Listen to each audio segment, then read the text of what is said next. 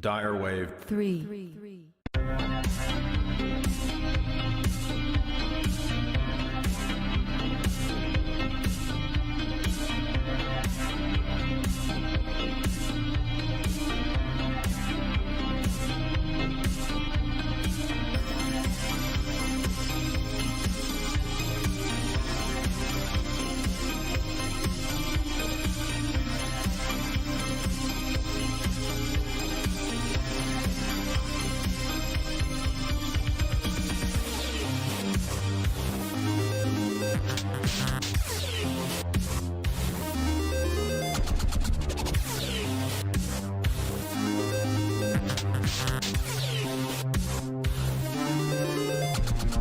The arts reflect the soul, the spirit of a people. Architecture reflects the soul, the spirit of a people. And so therefore you can see the degeneracy, you can see the degradation, and the loss of aesthetics, the loss of the idea of there being harmony, order, symmetry in aesthetics is connected with the loss of a coherent worldview and philosophy.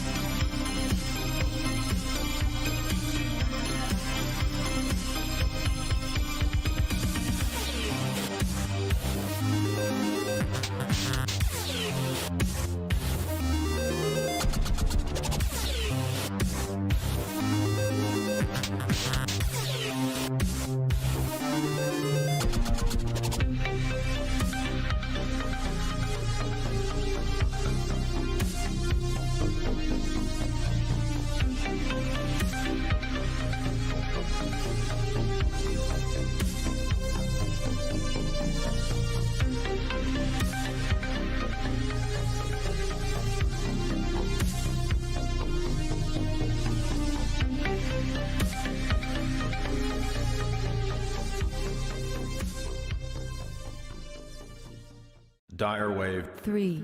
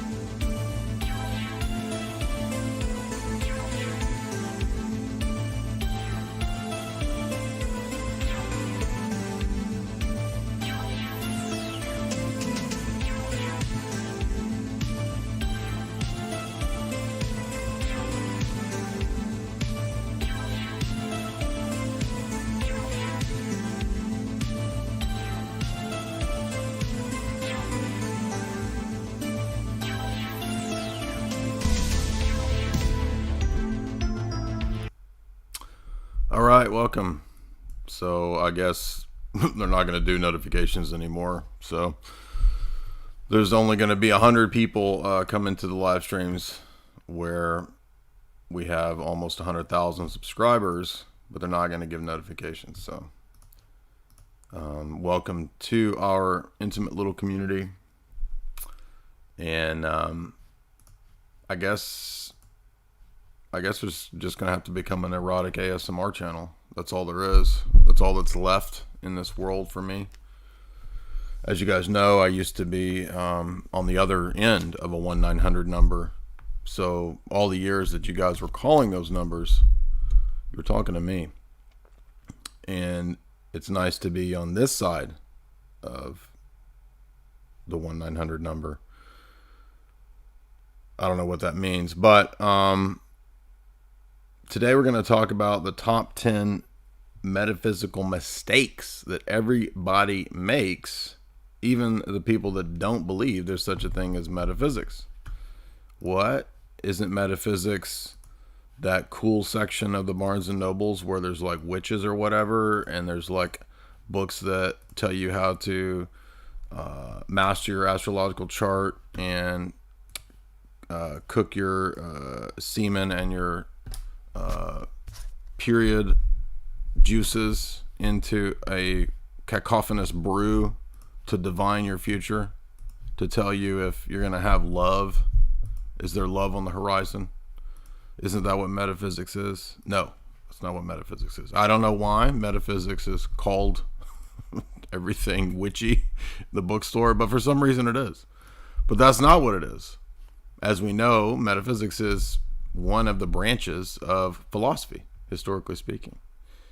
And by the way, you can always send a super chat. It doesn't even have to be while I'm on air. If you get in late, if you want to do it some other time, you can via the super chat link there. Super chats are via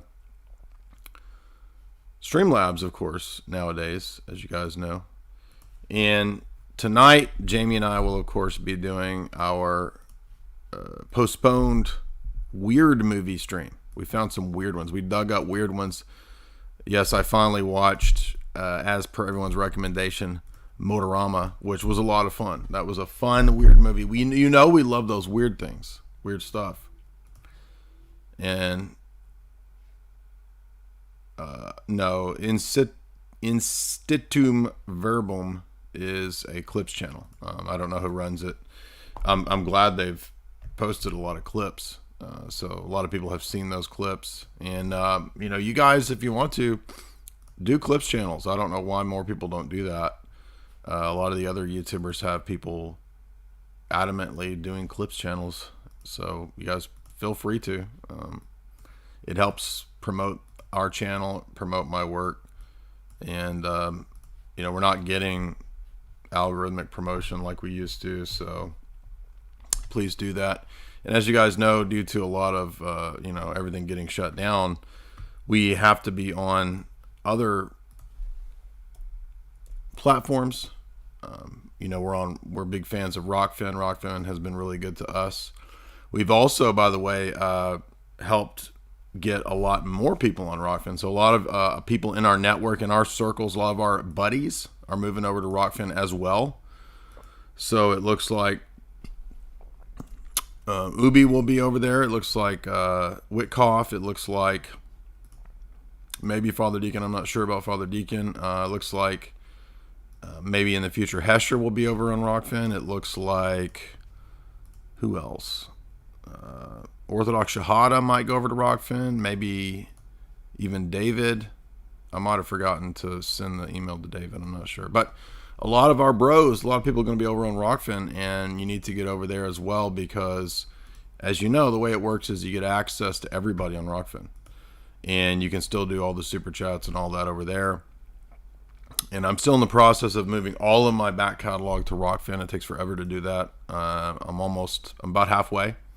So we've gotten about, I don't know how many are over there, but I think I'm about halfway through the catalog.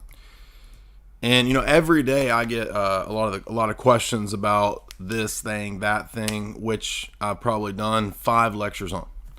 And it's not anybody else's fault. I'm not fussing at you guys. But if you're looking for topics, and the algorithm doesn't really work. Like you search hundreds of videos that I've done, and they don't come up. All you get is the channel. And so stuff is just buried. It's hidden. It's really annoying. And Rockfin, ROKFIN. I've been promoting it for a year now. It's in every stream. Rockfin right there. I'm not in a good mood today. I'm just gonna be honest with you guys. I'm not in a good mood. I feel like you know, one of the things that's overlooked with all this tech nonsense is how much it's like running infinitely in a hamster wheel. And the more that you run, the less progress, the slower it goes.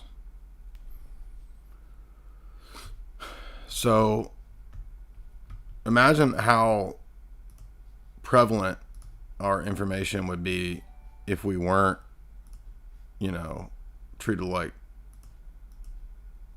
internet dog shit, basically, right? We would be at the top of the pile. And if you look at something like Rockfin, within a few months on Rockfin, because there isn't censorship over there, I went from 0 to 23,400 subscribers on Rockfin in a matter of months. And it has taken, they have slowed the growth of the channel here down to like 900 a month. So it's kind of ridiculous. I mean, I don't know why anybody would even, like, why are we, I don't know. I mean, I can't sacrifice this audience yet because people are lazy and they won't come over. They won't follow you anywhere. They're just too lazy. So you can't, I mean, you could spend months trying to get people to go to Rockfin and you get, how many do we get? 23,000. That's pretty good. And that's without censorship. So, I mean, we should be at 200,000-300,000 over here. And for the last year, we only get 900 new subscribers a month. It's like it's limited at 900 new ones a month. And of course, they struck the channel again this year. So waiting for that to remove in March. But I mean, anyway, point is that, I mean, now is when we need you guys' support the most, right? Like, the people that are partnered with us don't share the videos anymore. Nobody shares my videos anymore, which I don't know how it gets the content or the views that it gets, but people don't share the videos. So, like, use the community tab. Please share this stuff. I mean, if not, people aren't going to share it, then there's no point in doing it. It's not going to go anywhere. The algorithm is not going to do anything. He hates us. So today we're going to talk about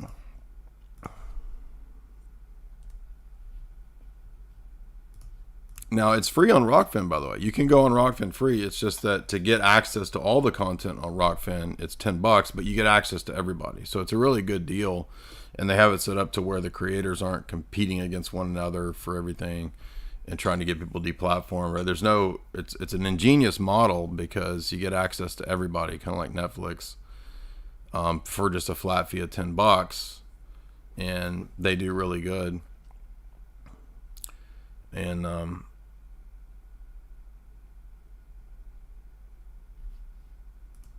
anyway.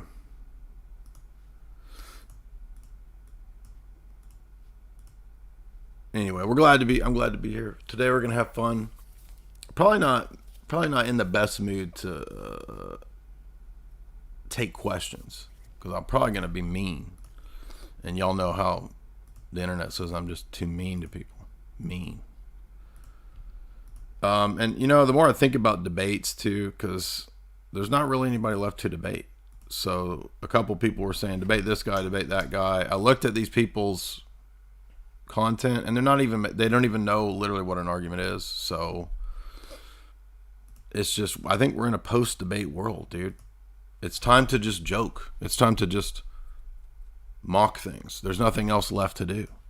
And even can you even do that? Because the satire is like real now, right? So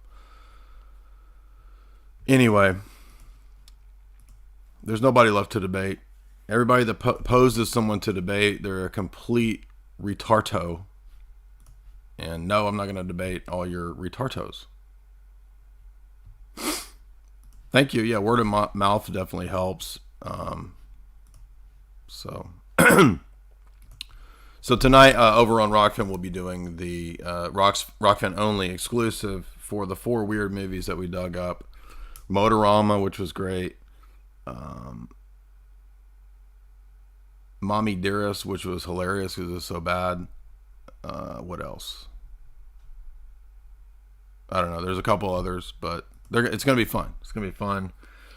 Everybody likes the weird movies we dig up and those analyses. And then I'm almost done with the reviewing of Alias. And that'll be a great podcast because reviewing that series, I've noticed all of these deep illuminate state elements that they wrote into Alias that I didn't notice 10 years ago when I watched it. Now rewatching it, it's pretty wild. Like all the stuff that's in there is unbelievable. There's no point in debating complete loons. I'm sorry, you guys. There's no one to debate anymore. The debates are just done. I'm not debating idiots. It's a waste of time. And I know you guys want entertainment. I would rather just sing and act like a spurgatron like I do than driving myself nuts debating idiots. I can't take it anymore. I can't take it anymore. And so again, Rockfin is a really great supporter for us. Like they support their content creators really well. So people keep saying, go to this thing, go to that thing. I'm already on Rockfin and I really like Rockfin. I'm tempted even in the future to maybe even go exclusive to Rockfin. Like they reached out for that possibility. That doesn't mean I'm not going to get rid of my website, but another note to bring you guys up to speed. So nothing wrong with the website. It's no, there's no upcoming debates. I'm done debating. There's no more. There's no one else to debate. The entire world is defeated. All the bosses are done. The game is over. We're in God mode now. There's no one else to debate. Who would we debate? Maybe I'll dress up as myself. I'll dress up as Greg Bonson. I'll dress up like Greg Bonson and debate Jay Dyer. That's the only thing left to do, is to debate myself as Greg Bonson. There's nothing else. What do you want? I'm sorry. What do you want? And plus, dude, you know how long I've been debating? I mean, 20 years of debates. Do you know how annoying it is to hear the same arguments for 20 years? I've never heard an atheist give any unique argument. It's the same debate every time. Debate me from 2016, that could be fun. I have to put on a bunch of carb bloat weight. No, I'm not debating this goofus. No, that guy's an idiot. Why do you want me to debate all these idiots? You just want me to debate these idiots for your own entertainment. And I'm not your dancing monkey unless you give me super chats, and then I'm your dancing monkey. Then I will do your whatever you want entertainment dancing monkey crap.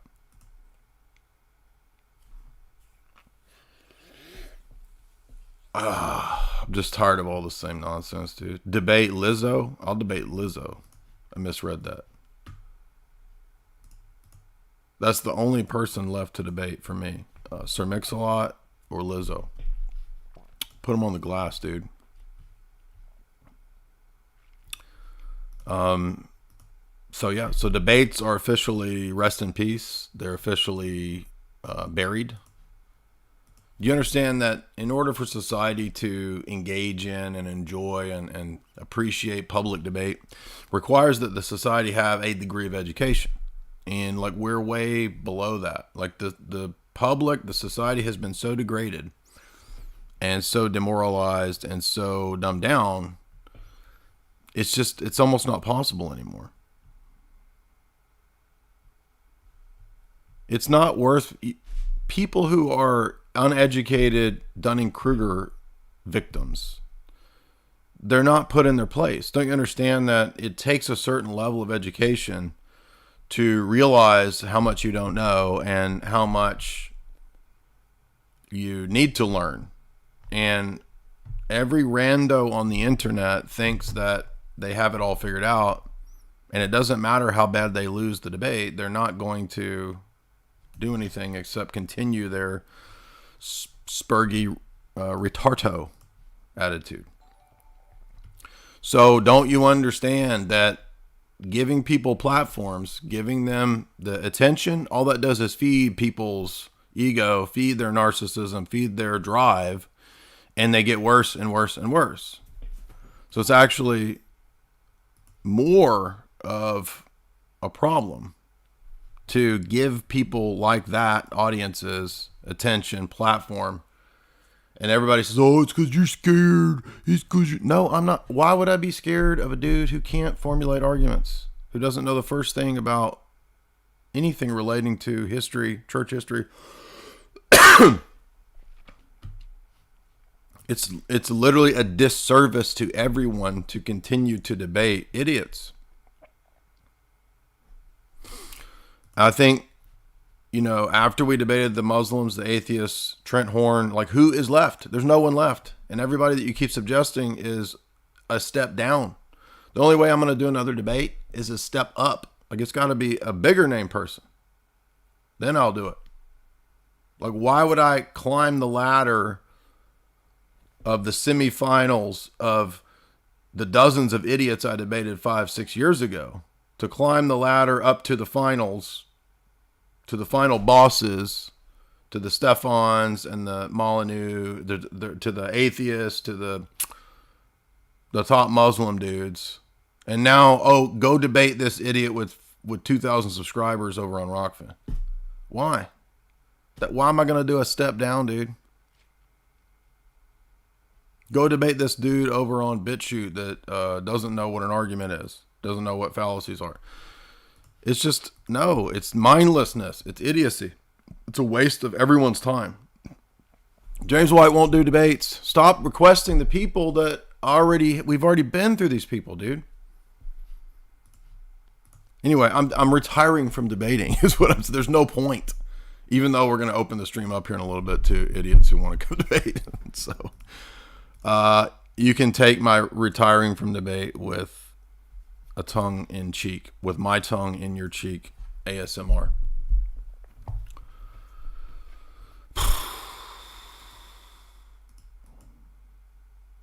There's just no one to debate. The bosses are beaten.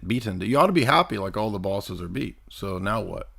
Now who we get? We're going to debate Lizzo, Sir Mix-a-Lot, Pope Francis, Sam Harris.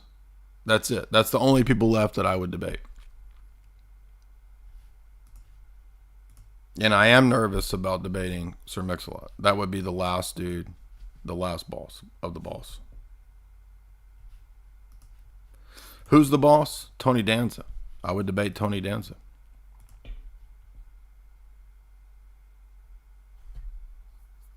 Scared to debate Thomas. How many debates have we done with Thomas? Right? I debated Dr. Feingold. Scared to debate Thomas. I mean, what are you talking about?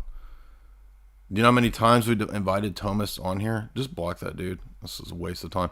Why doesn't that guy, all these people who always say that you're scared to debate, like they won't come debate. I just debate. Do you not, where you been the last 3 years, dude?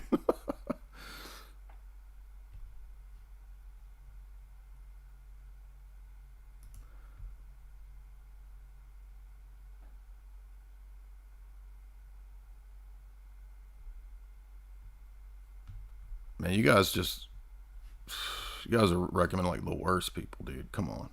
At least we're up to 265. That's better than nothing. Like that guy spamming the chat that I'm afraid to debate Thomas. Block that dude, please. Block that dude. Scared to debate Thomas. 1, 2, 3. We have 4 Thomas debates. I mean, what are you talking about? We literally just put one on Rockfin like 2 weeks ago. Debate with a Thomist. Like, this is what I'm tired of. Like this kind of stuff, right? Like, there's just no. It's not possible to do debates anymore. Debate is done with.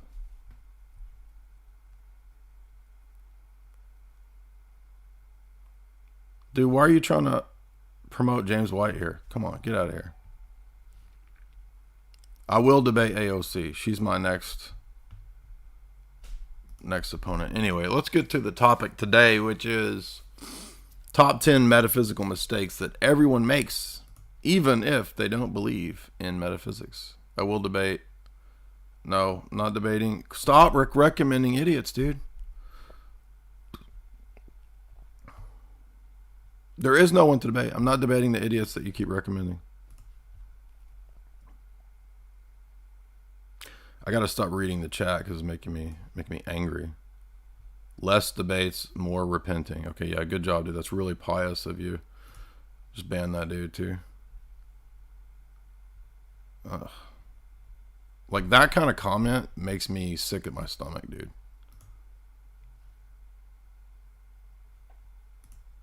Goodbye.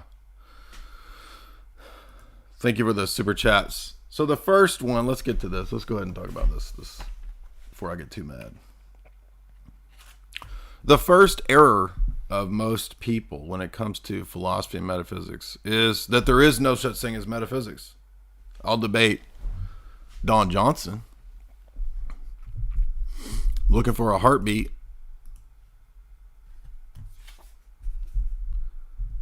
The first error, number one, and these are not in any specific order, is that there's no such thing as metaphysics.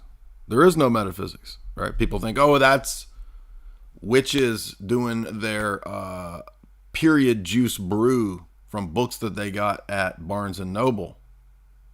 That's what metaphysics is. So we all know that's crazy unless you're a millennial witch, which there are a bunch of millennial witches now. So there's no metaphysics. Well, that's not what metaphysics is, dog. You thought it was your birth chart from a giant book from Barnes and Noble? That's not what metaphysics is.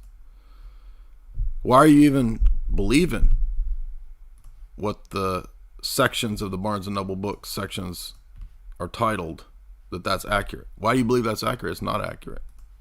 Barnes and Noble's a lie, dude.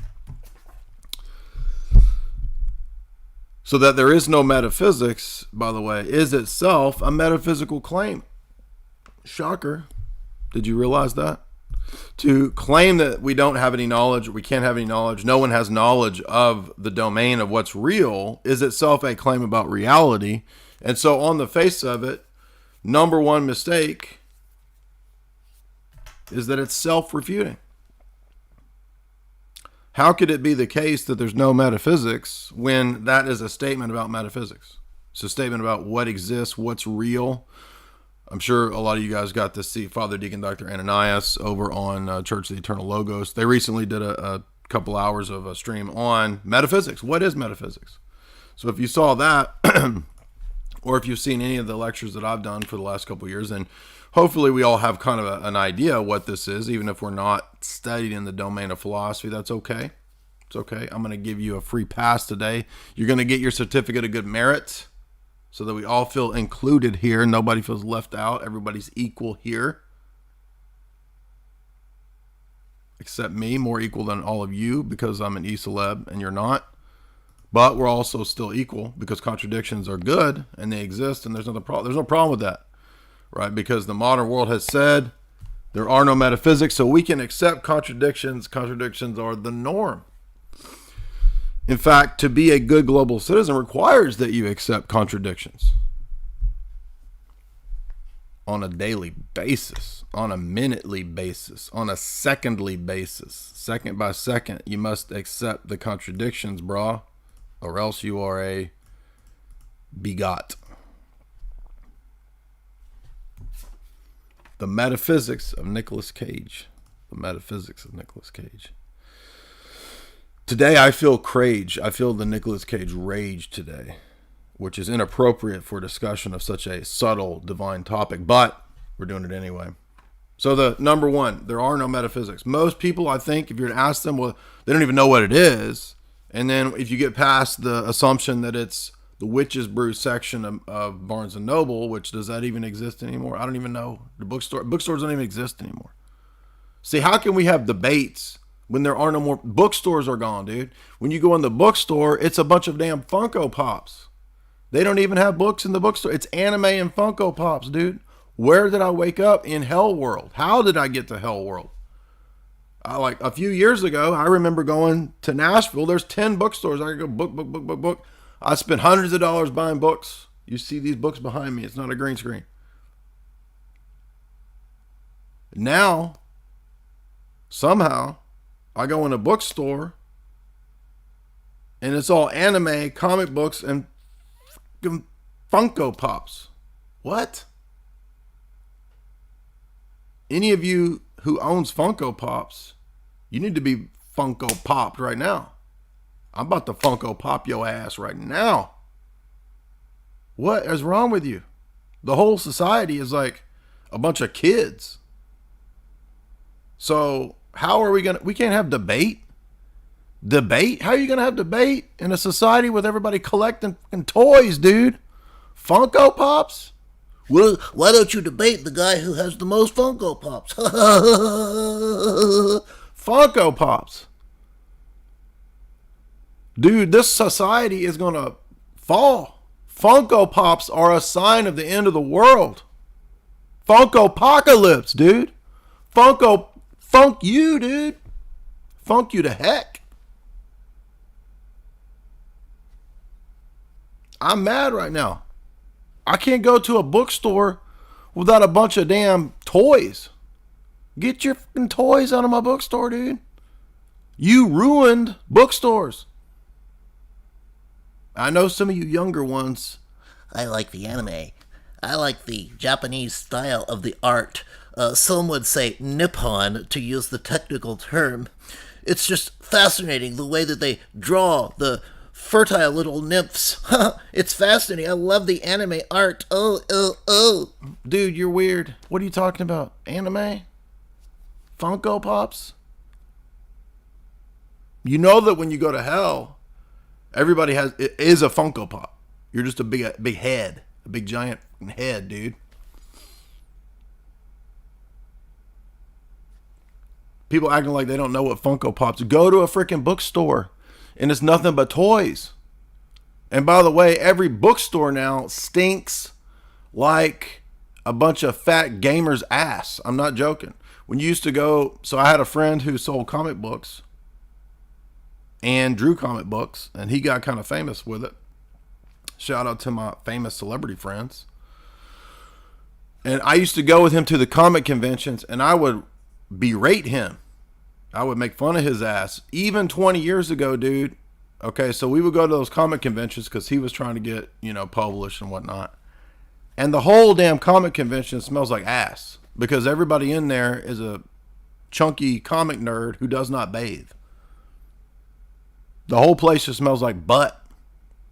And anytime you go to video game stores, back when there was GameStop and all that, it was notoriously the same butt scent of the comic stores and the comic conventions. And I would just berate my buddy all the time. Dude, y'all a bunch of damn nerds. Not Chad nerds like this audience. I'm talking real nerds. Now, who knew that they would actually take over the world? Movies? I can't watch a movie anymore because it's all comic books. And I watch a movie and I'm reminded of ass. Because comic book stores, comic books, comic conventions, and now bookstores smell like fat gamer ass.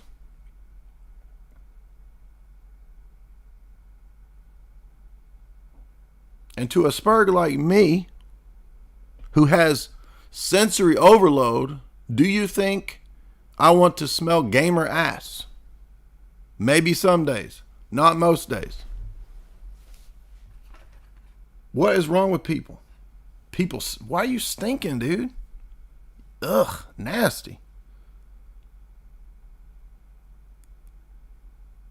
So I don't know how we got to that, but I'm just ranting about the fact that these people have destroyed bookstores. So bookstores don't exist anymore. You might as well just combine comic conventions, furry conventions, gamer conventions, stinky ass conventions all into one because they're the same. It's a confluence of power and influence there with a just stank rubbed on top of it. A big fat dose of stank on top of it. So there's nowhere to go. You go to a used bookstore, maybe. Although the last one I went to, they won't let you in the door because of coof. Whatever, dude. What is going on? It's the end of the world. It's got to be the end of the world. So the number one, there's no metaphysics is itself the number one metaphysical mistake. And these are in no specific order. You can find them all. But I largely blame these Funko Pop toy gamer coomer people for a large part of destroying the bookstores.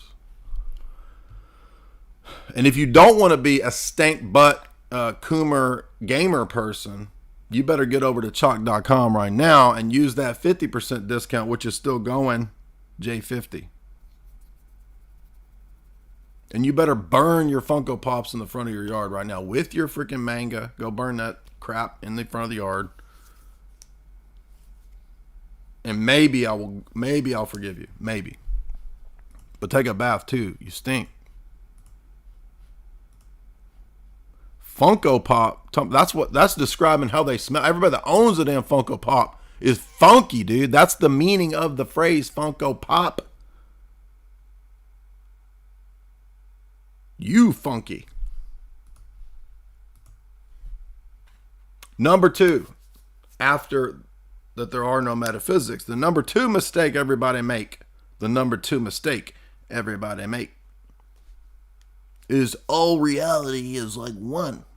Now, we've heard this many times. It has to be on the list, though. You've heard me critique it many, many times. And this is, of course, the mistake of everybody who does the DMT, the shrooms, the acid, the drugs. And yes, I've done the drugs. So every time I talk about this, some shaman comes into the chat and has to explain, you have clearly never done hallucinogens, because you would know that as a practicing shaman myself from Orange County, California, that clearly you are inaccurately describing the experience, bro. No, I've done it. Okay, it's not that big of a deal. Okay, the discoveries that you make, whoa, look how shiny that Snickers wrapper is in the sunlight. Whoa, dude, the light's blasting off the Snickers wrapper. It's so beautiful, bro. We're all one. Your discovery is literally every ancient religion. Everything is one, dude. Nothing to that. Nothing unique. Not interesting. Philosophical garbage. Nonsense. It's contradictory. How can all reality be one? Number one, when you yourself believe that you come to this discovery in the process of distinguishing yourself from reality. So you as an individual are saying all reality is one, and yet within the experience of all reality being one, I as an individual made this discovery. That's nonsense. The discovery itself would be impossible given the position that all reality is one. Distinctions are necessary. I am not you. You are not a Funko Pop. I am not the butt stank of all of the gamers at the comic conventions and that now run society.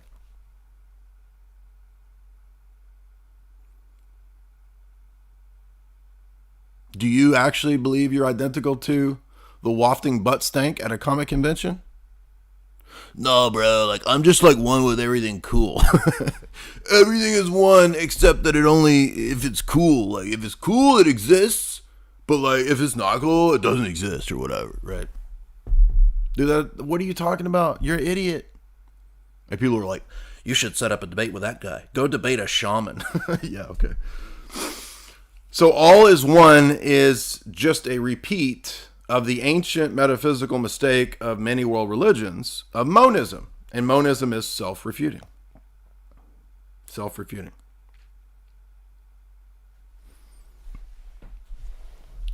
So we must have a large cadre of Funko Pop collectors in this audience, because suddenly the super chats shut up.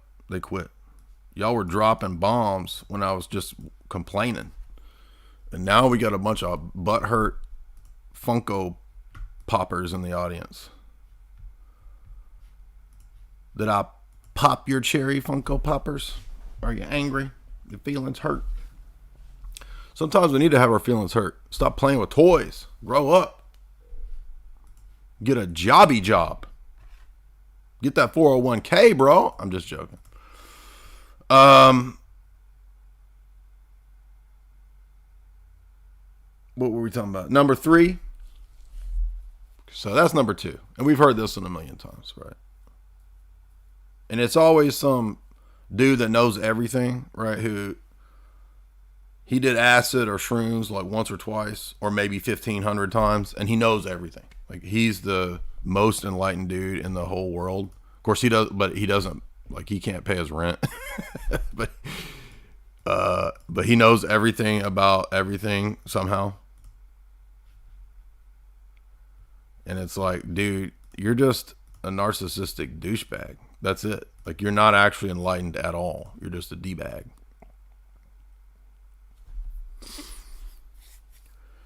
And isn't it interesting? Isn't it telling that everybody who does the shrooms and the acid and all that, that comes to the great discovery of solving the world, which is really just a repeating of ancient monistic religions, they all say the same crap, dude. Why do they all say the same garbage?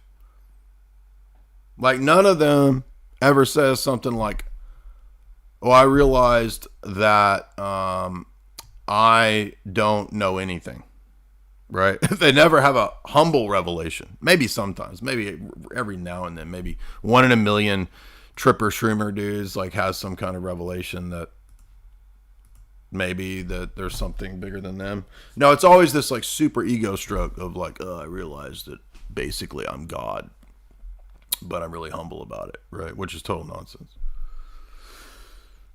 So if your metaphysical revelation in the midst of your drug trip is identical to every ancient world religion, you might be an idiot. I'm throw a little Jeff Foxworthy. That was a callback. The 90s called, dude. They want your Jeff Foxworthy joke back. Whew. That was rough, right? There's starting to be some funko stank up in here. Some gamer butt stank up in here from that joke. If your revelation is one and the same with ancient religions, you might be a shroomer. Remember Jeff Foxworthy jokes? And all the boomers, I hated Jeff Foxworthy jokes in the 90s, and boomers thought they were hilarious. Hilarious. Tater salad, right? Oh my goodness. Why does everything suck? Like, everything sucks now. Gamers, comic books, Funko Pops, toys. Oh, toy. Collecting toys. Dude, we're just going to get nuked, right? I mean, we just got to get nuked or something. I mean, I don't even know.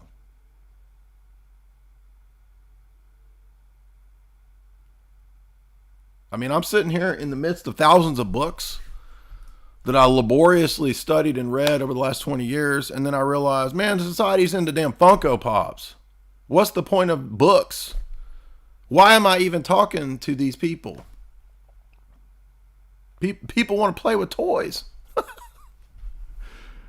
Well, you're gonna find out the hard way. How much your Funko Pop's gonna do in the apocalypse? In the Funkopocalypse, your Funko Pops are gonna be worth exactly $50 because of inflation. So maybe you're actually gonna make money. I'm just joking.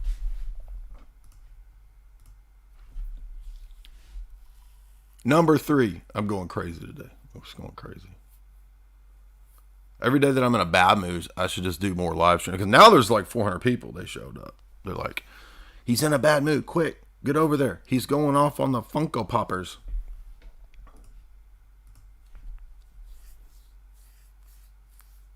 And you notice how stupid shit looks? Like a Funko Pop, they look dumb, dude.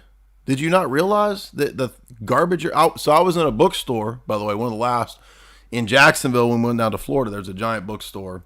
Which, by the way, the giant used bookstore now also smells like butt because it's full of Funko Pops. And invading over into my book area at one of the bookstores I actually like, this giant bookstore. I'm not joking. I kid you not. 3 buff dudes look like military dudes. And I'm like, oh, interesting. 3 military men. They must be headed over to von Clausewitz in the military section to learn military strategies. Or perhaps they are heading over to the martial arts section to better learn to assassinate the enemy. Do you know what the 3 military dudes were at the bookstore for? Funko Pops. They went to the Funko Pop collection. And they're sitting there, Oh, dude, bro. This one. no, this one. Look at his head. No, look at this one's head. They're the same heads, dude. Military dudes collecting Funko Pops. I don't believe reality is a simulation, but sometimes it's so crazy. It's like this. Maybe this is. I don't really believe that. I'm just saying. I can see why people believe it because it's so crazy, dude. Military dudes, Funko Pops. If I was a foreign army, or if a foreign invasion force doing reconnaissance, and I'm like, reporting in, they have the Funko Pop virus. They are all collecting Funko Pop. Now is the time to invade. That's the generic foreign voice. I don't know who that is, but it's time to invade, right? I mean, if the military dudes are buying Funko Pops, it's over, dude. It's invade, right? Maybe we need to be invaded. It's a joke.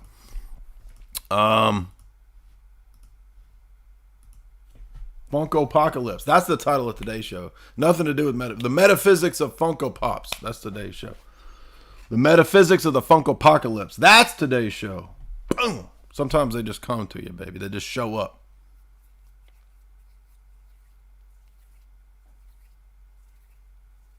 Remember bobbleheads? Beanie Babies? Who would win in a fight between Funko Pops, bobbleheads, and Beanie Babies? That's the evil trinity of the end times right there. Chinese operatives are readying the tanks and the missiles.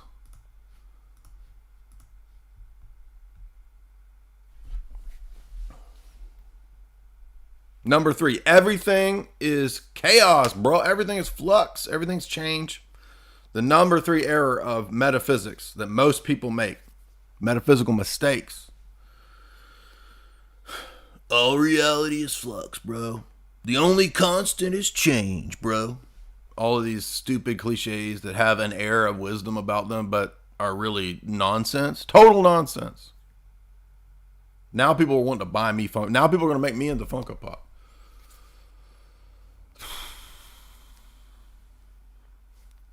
Everything is chaos. Everything is flux. Total nonsense statement. Total nonsense. In order to make that statement, some things must not be in flux. Some things must not be under the purview of constant change and chaos. Because if everything was subject to chaos, flux, and change at all times, nothing had any status of being permanent, abstract, invariant, then you couldn't make that statement. In other words, everything is chaos would also be subject to the chaos, and then in no time, the opposite would be the case. Everything is not chaos, which would be self-refuting. Now, how many people believe stupid crap like this? A lot. A lot of people think the 3 things that we've gone through so far are super deep wisdom, bro. Everything is chaos. Everything's flux. Now, a lot of philosophies adopted this view, right? A lot of the ancient philosophers, pre-Socratics, you can follow flux philosophy. Paganism is kind of a flux philosophy, all the way up into elements of communism, Marxism, Maoism, Leninism. They affirm versions of all reality being constant flux. And if everything's in constant flux, then there's nothing that's actually true or actually the case. And a lot of these philosophies are aware of the fundamental contradiction, and they just say, I don't care. I embrace contradictions. Contradictions are part of the chaos. Right? Part of the chaos. So everything is chaos, everything is flux is one of the super popular stupid mistakes. It's super easy to refute. It's obvious nonsense and not the case. And yet, masses and masses of people believe that this is just progress. It's just a given. Oh, we all know that, right? We all know everything's in chaos. Everything's changing. Well, number one, you couldn't actually know even if your view was the case, you couldn't actually know that. How do you, as a limited, finite, stuck in one place at one time, how do you know everything is XYZ? You don't have access to that. That's a universal claim, universal state of affairs. You have absolutely no access to that given your limited paradigm. So as we can see right away, number 3, that everything is chaos, everything changes. Everything changes, right? Even 80s one-hit wonders, 90s one-hit wonders were infected by this satanic philosophy of everything. Everything changes. We're to the hell above. Everything changes. I don't even know. Who is that one-hit wonder chick? She embodies this. Everything changes. Number 4. On to number 4. Thank you guys for the super chats. You're making me feel better today. Give me money and make me happy. That's essentially what I'm looking for today. Why am I here? To get money, get paid, and be happy. Money is love points. Money is happy points. The more that you give me money, the more that I will love you in return. That's my philosophy on life. That's how it works with Jamie. Jamie has to pay me for her love. She wants me to love her more. She has to work harder. Down at the factory, putting in 60 hours a week now. Earning her stay, earning her keep, earning her love from me. She's working down at the carburetor factory. I make her work overtime too. I mean, dude, these keto bites, keto desserts are not going to pay for themselves. How else do you think? So it's you guys and Jamie working overtime at the carburetor plant that's going to pay for these keto bites. How else am I going to have this physique, bro? Have this beautiful complexion if you guys together with Jamie working overtime at the carburetor plant don't give me that extra money I need? Come on now. Straighten up. Number 4, dialectics. Dialectics. Now, this one confuses everybody because dialectics means different things. Right? It doesn't always mean the same thing. Depends on the context. Sometimes dialectics is referring to dialogue. Elenctic method. Socrates and his interlocutors having a discussion back and forth. Okay, there's nothing wrong with that. There's no problem with having a dialogue back and forth, to having a counterpoint exchange.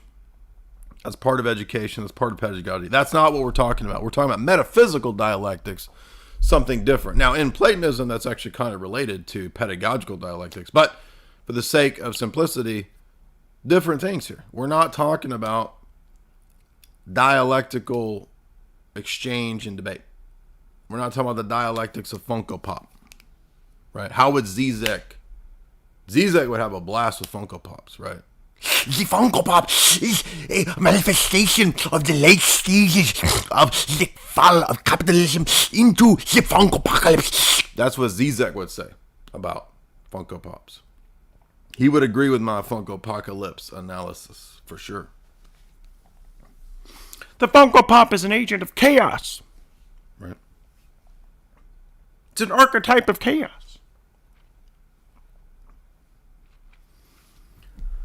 Dialectics is the notion that fundamental reality is in tension due to the distinctions that exist. Night, day, man, woman, black, white. I'm talking about black, not races. I'm talking about colors, okay? One, many. Stasis, change. Distinctions are fundamentally in opposition. So dialectics of opposition is what we're talking about. And as with number 1 or number 2, that there are no metaphysics or that all reality is one, so also dialectics often plays into that, because dialectics, not Dianetics, not L. Ron Hubbard's crazy space opera. Dialectics, dog. Dialectics says that reality is fundamentally in opposition. And so a lot of, for example, Far Eastern religions are premised on dialectics, as is the case with ancient Hellenic philosophy. Most of the Greeks tended towards the same kind of oppositional philosophy. The one is fighting against the many. They're just, boom, they're always fighting it out. Punch and Judy, dog. Punch and Judy, fighting it out. God's unity is in distinction and contrast with the multiplicity of the world, right? They're in opposition. God is the opposite of the world, many of the Greeks said. Islam has the same idea. Time is in opposition to change. To eternity. Flux is in opposition to change. Stasis is in opposition to flux or change. So, but is that the case? On what basis, right? Everybody. So, one thing you learn about philosophy is that the conversation in the history of philosophy, and it's all one big conversation, is basically people just critiquing the people before them and saying, wait a minute, you didn't put the question mark down far enough. Why are we supposed to think that one and many are in tension? Well, we all know that one is higher than many. Why? Says who? Maybe many is higher than one. And these are basic philosophical assumptions in Aristotle and Plato and in many ancient religions that just simply never went unquestioned. They were not put under scrutiny. They were metaphysical assumptions.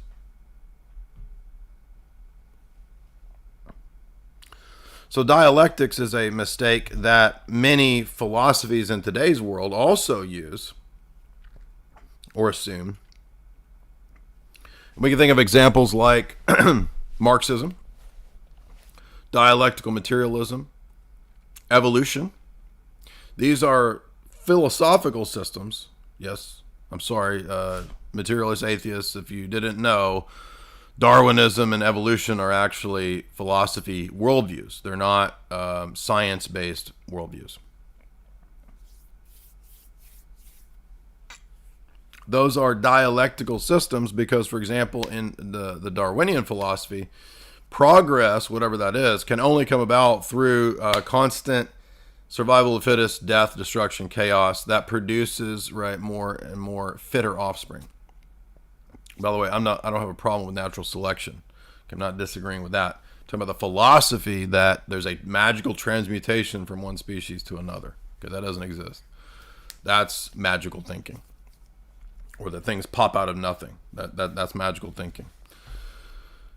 So, dialectics undergirds the Frankfurt School. Dialectics undergirds Marxism. Dialectics undergirds Hegelianism, German idealism. They're all premised on dialectics because they never questioned dialectics to begin with.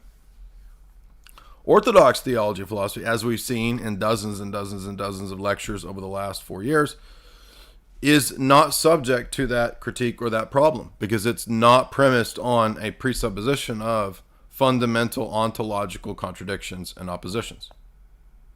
And the doctrine of the Trinity, the metaphysics of the Trinity in the Orthodox view, is precisely described and believed and revealed to avoid those things. Those are problems that plague pagan systems and even the monotheistic so-called systems. What are my thoughts on Hellenism? Bro, I've done hundreds of talks critiquing Hellenism. Hundreds, literally probably hundreds. Come on now. Remember, guys, there's a gigantic back archive. On the first page of my YouTube channel, there's a metaphysics lecture series. Avail yourselves of that. So dialectics is another massive assumption that undergirds most modern day thinking. Most men today, most philosophers, thinkers just assume this no matter what their system is. So remember that today's top 10 list, this describes 90 to 95% of the world today. How most people think. Whether they're in academia or just the common man. Joe Sixpack, Karen Soccer Mom.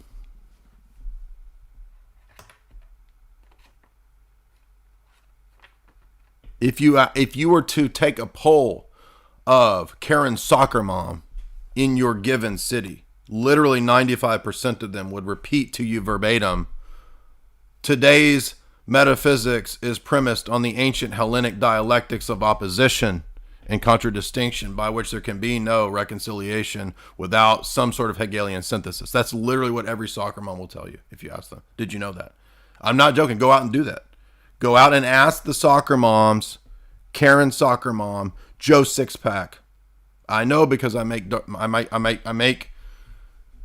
So when Jamie works overtime down at the carburetor plant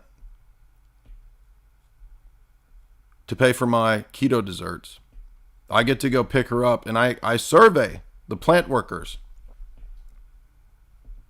And literally every one of them will discourse on the problem of metaphysical dialectics, especially given ancient Hellenic simplicity doctrines. Now, you probably thought you were smarter than the soccer moms and that you could dispute them and debate them. I'll tell you one person I'm not stepping into a debate with. That's a soccer mom. I'll tell you that right now. So dialectics. All right, if you would, thank you guys so much. We're having a lot of fun here today, and we're not gonna fire the fun. We're gonna allow the fun to remain, because I love you guys enough. I'm gonna grant you fun today. I hereby bequeath upon you fun, and in overflowing measure.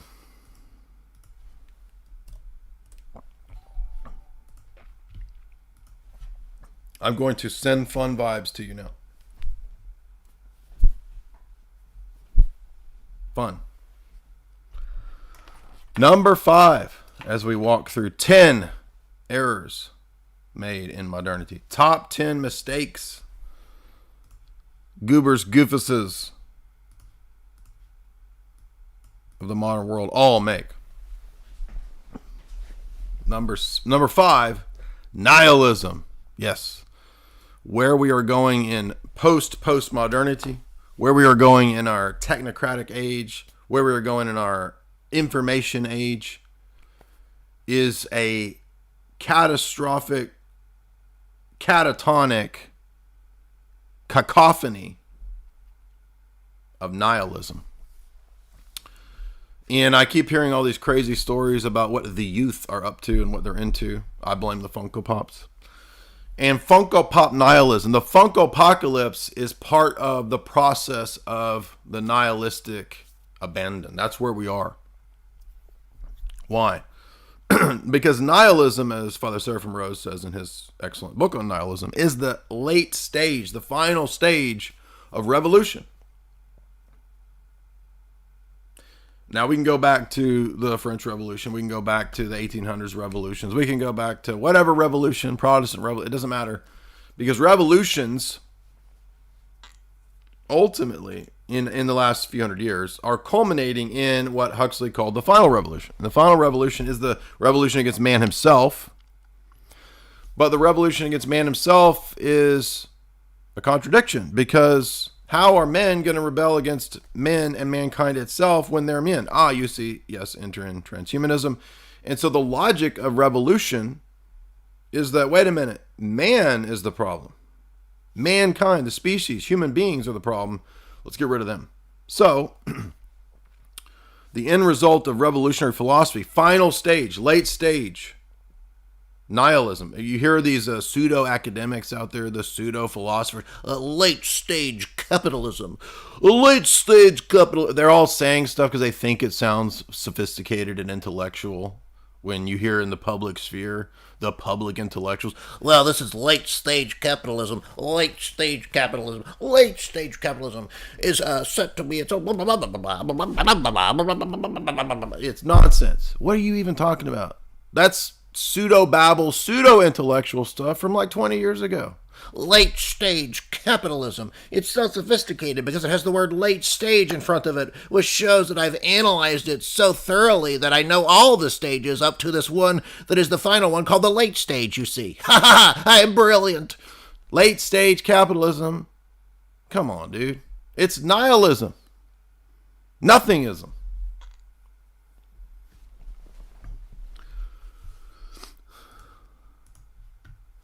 Nothingism. Nothingism is the end result philosophy of late stage nihilism. That's what it is, dummy.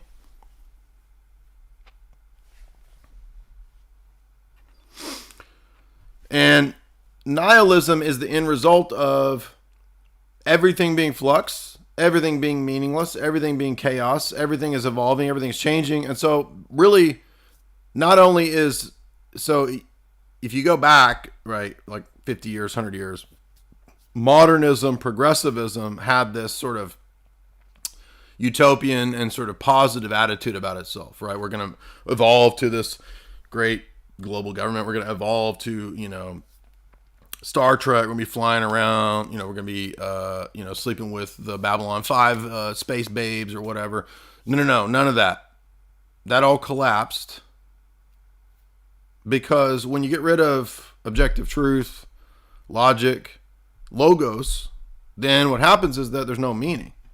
So you can give people the copium of social construct meaning for a little while. But postmodernism, which is stupid, but it actually has a good point in critiquing Enlightenment universalism, Enlightenment idealism. It points out that these are just myths, dude. What are you talking about? If everything is a social construct, then the idea of a future utopia is also a made-up social construct. There's no meaning. Meaning is made up. And not only is it made up, it's imposed. Then you get the oppressor-oppressed narrative. And the oppressed all say, all your logic, all your reasoning, that's oppression on me. And I make my own meaning because of magical thinking. But then they deconstruct themselves and realize, oh, actually, there is no meaning. How can I construct as a social construct meaning when social constructs are also a social construct? Right? Soy face. So if that's the case, then now nihilism is late stage revolution to where the only logic is self-destruction, right? Like some of the existentialists said, right? Just suicide.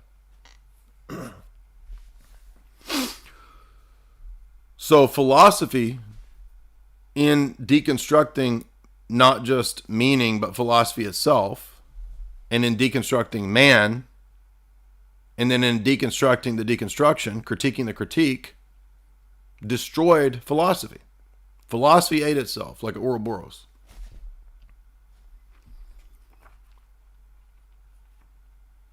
I'm not joking about this. If you don't know, like, philosophy doesn't really exist anymore. I don't know if you guys know this or not. I'm not joking. In modern academia, that's done, dude. We don't do that anymore. Now it's just like psychology and power politics, oppressor oppressed narratives, will to power. That's all it is.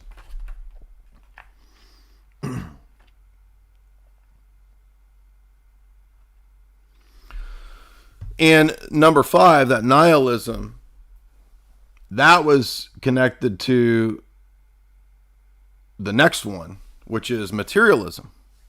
This is a bizarre one because it should be pretty obvious that materialism is a metaphysical claim. I mean, the idea that you're going to say that all that exists or everything that exists, or as far as I can know, everything that exists is just purely matter, is a massive, grandiose metaphysical claim. And yet, zillions of people believe this somehow. And they don't know, they can't tell that this is nonsense, contradictory. Like, you can't know that. What are you talking about?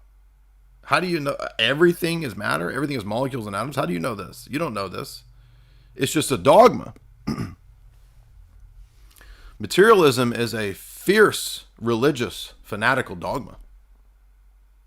Nothing to do with science. Nothing to do with empirical observations. It's an assumption prior to metaphysics, prior to epistemology, prior to empiricism and prior to epistemology.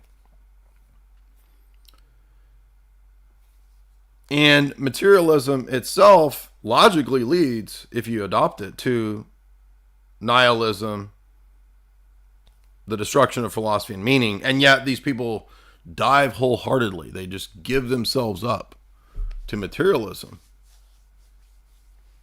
I think because they think that it's scientific, sophisticated, has explanatory power, et cetera, et cetera. But it's pure nonsense.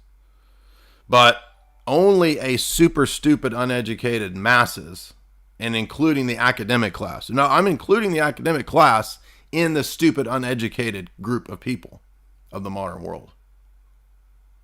Only they could believe that this is a scientific, rational worldview. Rational? Reasoned? How are you going to say that thought is identical to molecules? Reason is literally smushed into and identical to molecules, which are constantly in flux, but there's also objective standards and meaning and truth. I mean, it's just nonsense, right? Totally self-refuting. And yet, the mythology, the metaphysical mythology of materialism dominates the modern world. Again, probably 90 to 95% of the thinkers out there in academia believe this gibberish because they were taught it, because they were brainwashed with it, and because they have bought into a delusion, an illusion that matter somehow is scientific. Molecules in motion. That's scientific, you see. I think, again, I can't convey to you guys how bankrupt academia is. I mean, I was in academia. I know that world. I've seen it. And I think people who, are in the intellectual sphere of the internet that are, learning things, the intellectual dark web or whoever, it doesn't matter. The YouTubers, they look at academia still as if it is this, hallowed halls of great sophisticated intellectuals. It's not. Now, there are still intelligent people in academia, so I'm not trying to be overly simplistic, but it is not what these people think anymore. Okay, maybe in the Middle Ages it was like that. The universities were full of these, great geniuses or something. Maybe 100 years ago it was still this way. But academia is a joke now. And it's basically quackademia now. And it is full of people who are, for decades, have been vetted and sifted to be part of a clique, a cult, completely subservient to the system. And if you don't know that or aren't aware of that, you have no idea what you're talking about. I mean, that's the reality.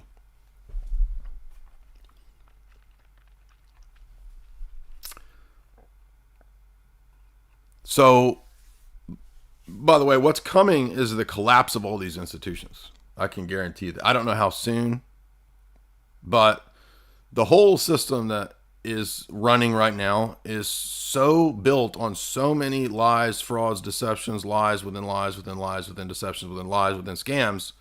There's no way that this can continue to function. I mean, the worldview of the American population, the worldview of the academics, the way the academic and educational system is structured and functions, the way the banking and social institutions function, the way the medical system, I mean, there's no way this can continue. I don't know what that's going to look like, but this will collapse. I mean, there's just no way. I don't know how it'll collapse. I have no idea, but it would be like a bunch of crazy people running a bank. Like, imagine a bank run by like the Joker and Harley Quinn and a bunch of people from the Arkham Asylum.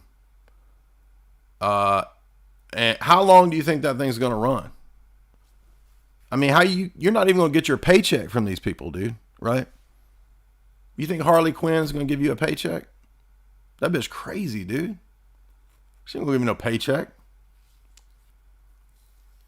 And yet people crazier than them are running our whole system. It's just a matter of time, dude. You're over there trying to tabulate your hours, trying to turn your hours in. Oh, I did 39 hours this week, Mr. Joker. You think the Joker is going to give you a bonus check? Dude, this thing is crazy. And it's going to fall, collapse. Number seven. Simulation theory. Sim theory, right? Who's my favorite rapper? You thought it was Wiz Khalifa? Is Rizwan Virk. That's my favorite rapper. Rizwan Virk. This, because of the popularity of video games and the internet and everybody spending their time in the virtual realm, and because of the coming rise of the metaverse, etc., the new hip gibberish is that reality is an illusion, bro. We live in a simulation, dude. And then you got popular people promoting it, restating it. Now, as we did multiple talks in the last, several weeks on simulation theory. I read several chapters out of Rizwan's book. And I think that because remember we talked about this, there's so much evidence for reality at a very fundamental level being structured and designed and having order and structure. The fabric of reality is just literally like designed, obviously. There's so much evidence suggesting that and showing that I think what's happening is this older notion of everything being chaos and flux and meaninglessness, matter and motion, that's being revised. And they want to be able to say, okay, well, we can't really hold back on that nonsense anymore. The floodgates are open. People are figuring out that reality is clearly super, super designed, highly structured. So we got to have some kind of new gibberish nonsense myth that's out there to help explain it. And I think simulation theory is that. And we've had generations now, at least 2 generations of people raised on video games and the internet. And so they just magically, automatically think everything is like a video game. As if that's some deep thought. No, it's not. The fact that because there's design in the video game or in the computer world or in the virtual world, and it bears similarity to design in the external world of this world, does not mean that this world is a computer simulation. First of all, that's idiotic. Number 2, if it's a simulation, you could never know it. Because your coming to know it would also be part of the simulation and thus by default part of the illusion. This is the problem with all solipsistic worldviews, you see, self-refuting. Also, you have the problem of the naturalist determinist fallacy, which is that if you're merely a programmed computer running through all the program responses, then there is no free will, and you're not actually coming to learn that reality is a simulation. That's also just programmed into the simulation, you see. So you don't actually know if it is the case. It's self-refuting. And thus all deterministic systems are subject to this critique of the naturalist fallacy. There is no choosing the true over against the false because you're merely programmed to choose what you're programmed to choose. Therefore, there is no choice, you see. So the denial of free will actually removes the possibility of truth. Truth requires objective choice, the ability to contrast the true with the false. And if there isn't that, then there is no actual distinction between the true or the false. There's no reason why one ought to choose or that we should link up truth to the correct or the good as opposed to false with the bad. There's no difference between the two. It is the equalization of all outcomes and all options. They're the same. That's self-refuting. So simulation theory is not only nonsensical, it's also self-refuting, it's also impossible. And the only reason that people find it convincing is that they're noticing that, yeah, there's design in the world, duh. I'm not advocating the teleological argument in its classical formulation. But the fact that I think that's a bad argument does not mean there's not design. There's design everywhere. It's all designed. It's all a manifestation of the order and pattern and archetypal superstructure of the divine mind. So of course it's ordered. Of course there's purpose and structure. Duh. But because that's the case, I'm not going to leap to some stupid... The only reason I would come to that stupid ass conclusion is because I've lived my life playing video games like a bunch of dumb Zoomers and millennials. So you play video games for 20 years and now you think reality is a video game. Come on, dude. Really? The only reason you think that is because you spent too much fucking time in a video game.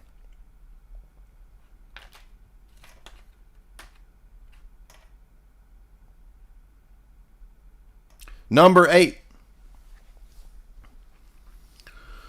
This one is related to this last one, and this is because there's a connection between the good and the true, right? So if we're going to talk about being in metaphysics, right? Metaphysics directly relates obviously to being, to existence, to the good. And there is a direct connection between existence and the good. Now, they're not necessarily identical, but in some ancient philosophers, medieval philosophers, it might be identified. But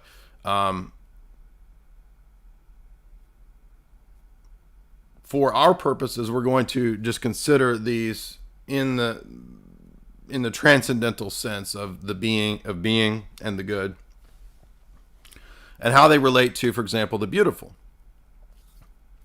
So in a lot of ancient and medieval aesthetic theory, you have the idea that there are standards of the beautiful. So art and the arts are not purely relativistic. They do have to match up to notions like harmony, symmetry, order, right? So pure chaos isn't beautiful because there's a requirement for harmony and symmetry and proportion for there to be actual aesthetic value, which is thus then connected to the good and the true and not the false, right? So aesthetics is, in some people's philosophy, classed under ethics or perhaps classed under metaphysics. But regardless, what we see with metaphysics and aesthetics is that there's a connection between the two. And the connection relates to being and the good and the true. So being or existence is intimately tied to, it may not be absolutely identical to or reducible to the good. But in our philosophy, in our metaphysics, it is. So God creates and declares things good because they reflect him in a certain way, namely in that they have being or existence. Now, created being is not identical to uncreated being. It's not identical to God. But there is a reflection between God's existence and the existence that creatures have, because they are made according to his own being and goodness. And so they reflect him in that way. Not in a perfect way, but in an imperfect way. Thus, beauty relates directly to the harmony and the order and the patterns that pre-exist in God that also exist in the created order.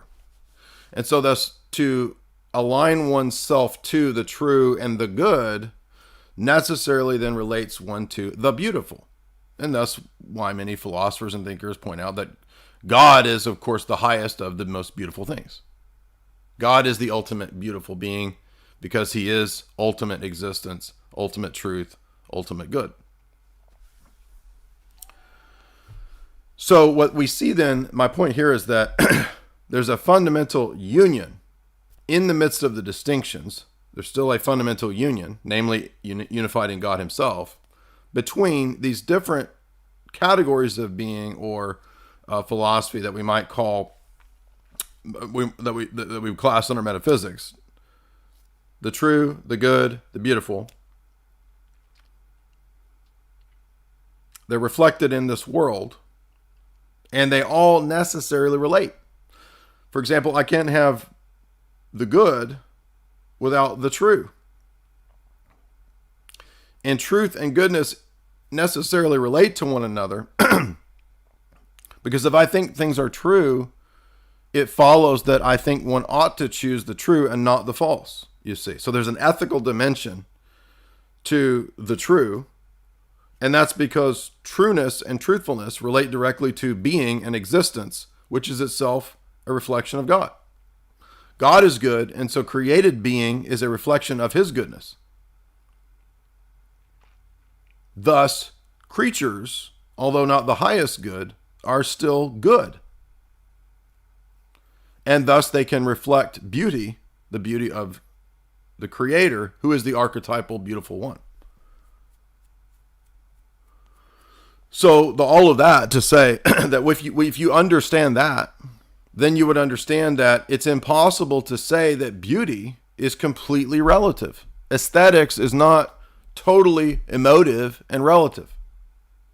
But 90 to 95% of the modern world would say artistic preference is just relative, man. Whatever you want, dude. Whatever I want, dude. And so relativism spilling over into the domain of aesthetics is the destruction of the arts. Thus, the arts becomes weaponized and turns into garbage modern art, garbage abstract art. And now the demonic, people vomiting on canvases, people putting crucifixes in urine, people, H.R. Giger with all his demon art, right? That becomes the new beautiful. Well, because beauty is relative, bro. Who are you to say that dead babies aren't beautiful, right? And literally, H.R. Giger art's a bunch of dead babies. So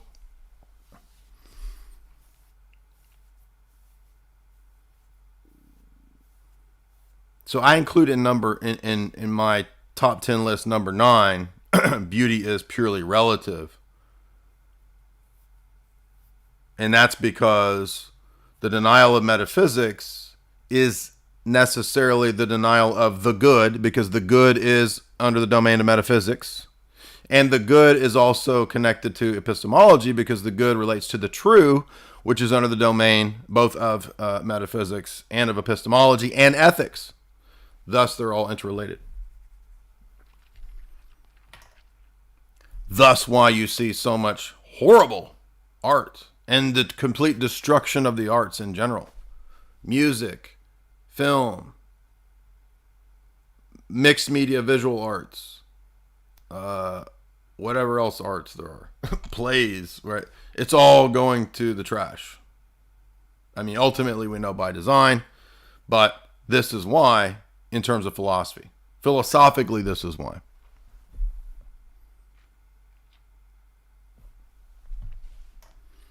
Number 10, we come to the last one, and then we will turn on open Q&A. And today's open Q&A will be via Twitter Space. So if you're over on Twitter, and I'll do the super chats here in a second, we'll have a little bit of open forum here and let people over on Twitter offer their objections, let them fuss, let them eat cake, let them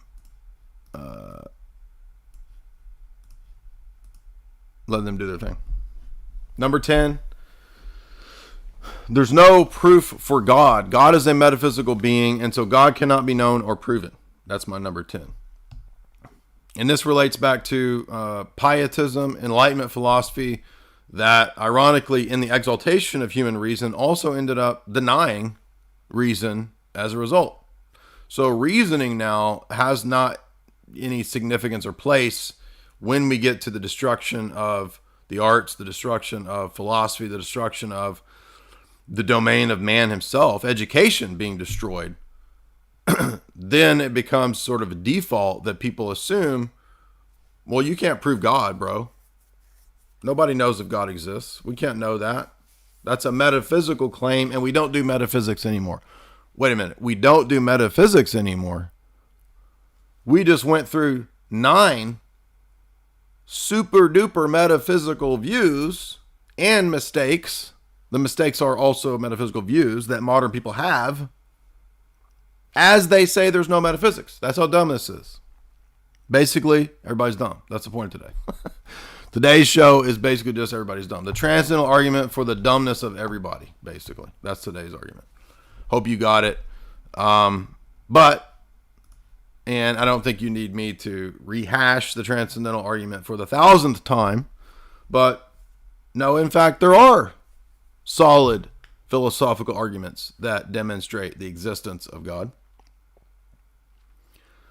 and absolute truth and abstract categories, etc., universals. Those things can be known. They can be proven. They aren't proven in the way that most people think that things are proven. Well, you just look and see if it's there, and then it's proven. That's what most people think proof is, as if different things aren't proven in different ways.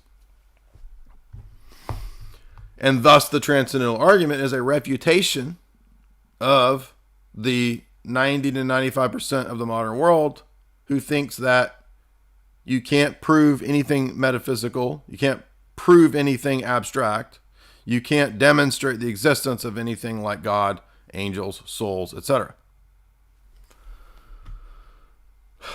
So, that's the top 10 mistakes, which are also metaphysical views, which most people have as they deny metaphysics. And thus, why almost everybody is dumb. Transcendental argument for how everybody's dumb. I'm going to turn on the spaces. We may not get anybody. I don't know. I may not be in a good enough mood to do this kind of a thing today. All of the people who hate us will just say how mean I am. And I will cry all night long like I do every time the internet says I'm mean. But we'll see. We'll open it up.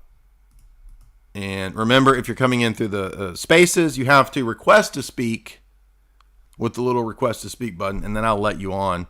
And then I will humiliate and refute you. Just kidding. Victor Ziegler, $20. Glory to God. Thank you. I'm glad to see that the guy in the midst of the Eyes Wide Shut party is repenting and saying glory to God. So that's the actual character, Victor Ziegler, there. As you can see, this information is so powerful that fictional characters repent.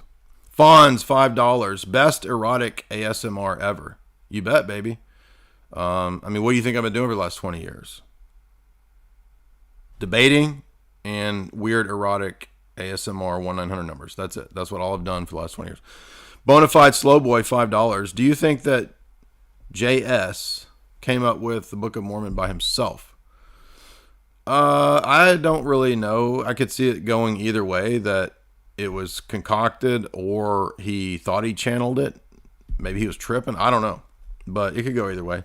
Marka Kuna .6, $10. I'm not sure if this is the right place, so apologies in advance. But something has been bugging me. If evil entered the world through Adam's sin, then how was the knowledge of evil beforehand?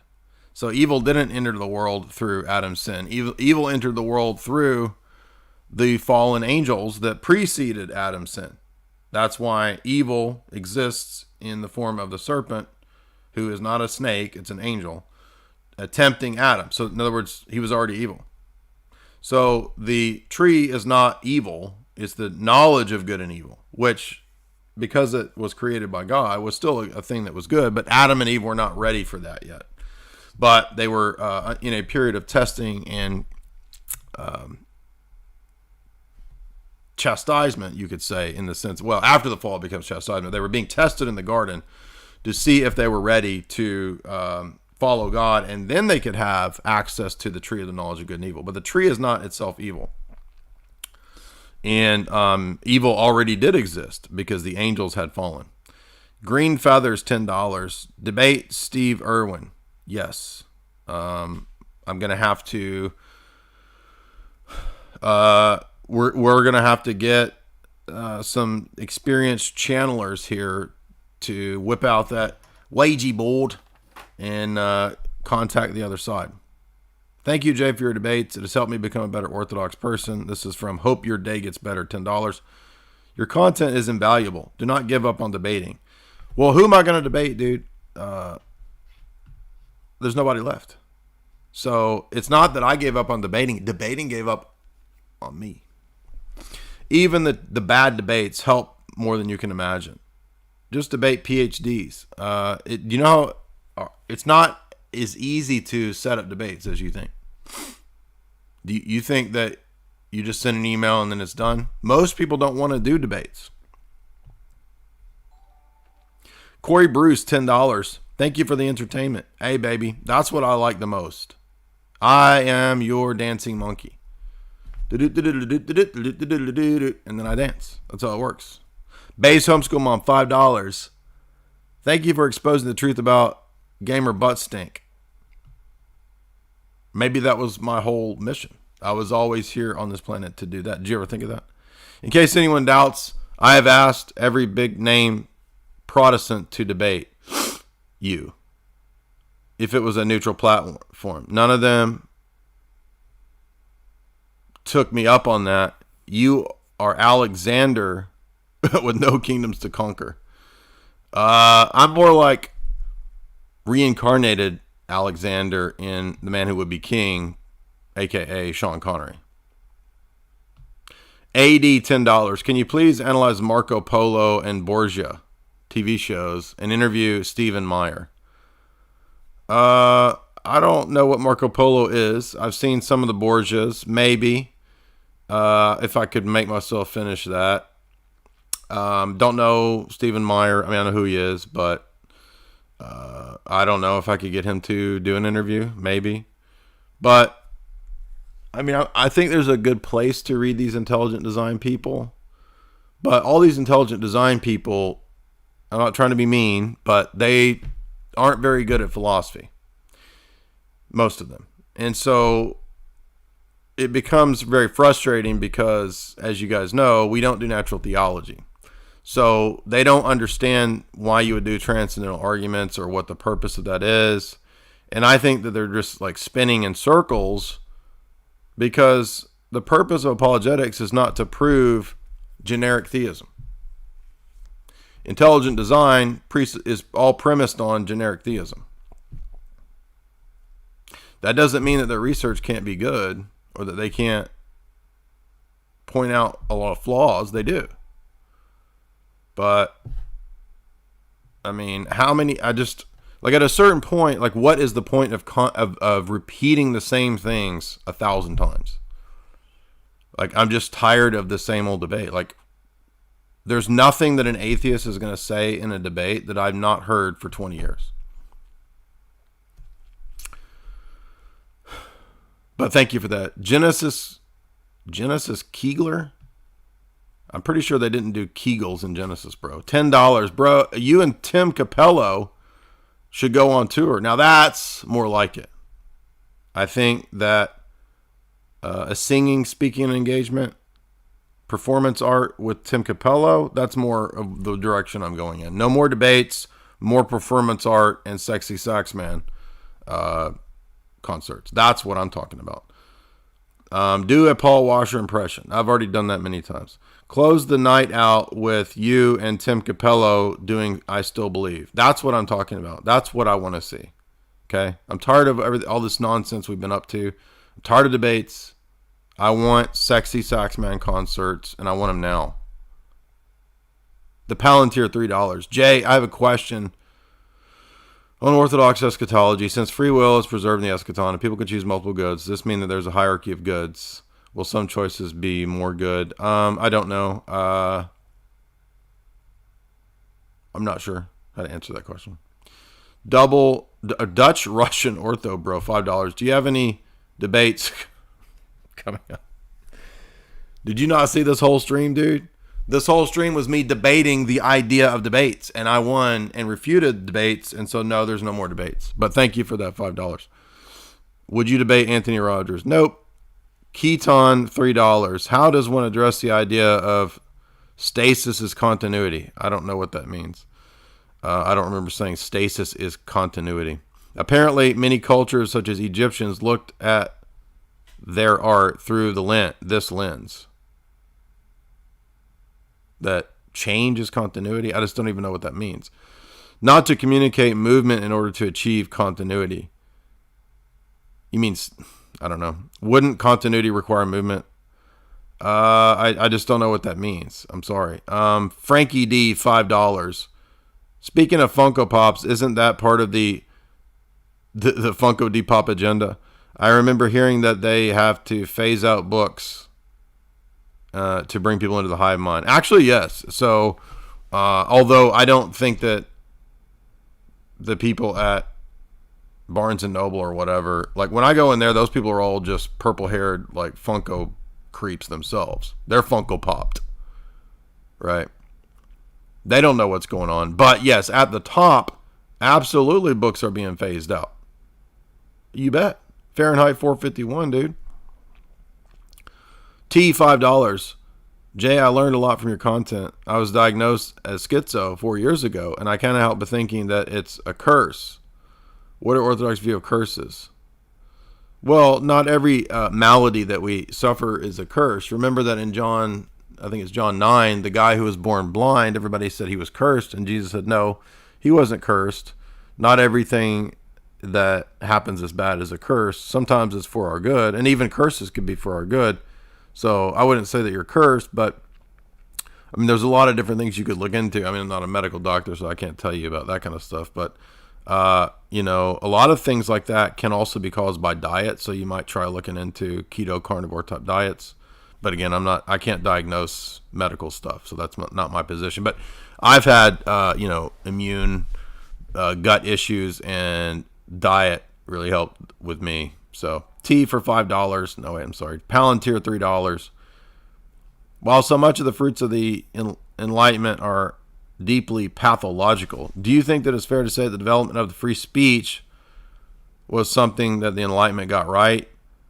What are your thoughts on this? Well, I mean, not blanket universal free speech, no, because, I mean, obviously you can, even now there's not total free speech, right? So there's limits to what we can speak and what we can say. I mean, blasphemy shouldn't be allowed, right? So I'm not a total advocate of unrestricted free speech, but the way we view our ethic is going to be determined by our worldview. So it's more nuanced than that, because sometimes